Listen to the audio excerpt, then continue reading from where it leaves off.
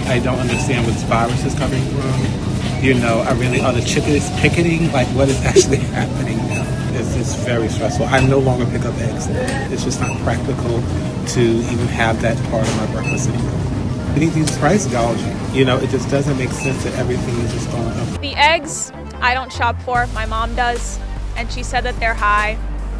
But there's also been a shortage of eggs lately. Prices are going up, and there's actually no chicken flu, okay? They're doing this because they want to raise the egg prices. Probably because it's in somebody's best interest to lower the amount of eggs that there are. It's just like anything else. If there's less of something, it's going to become more expensive.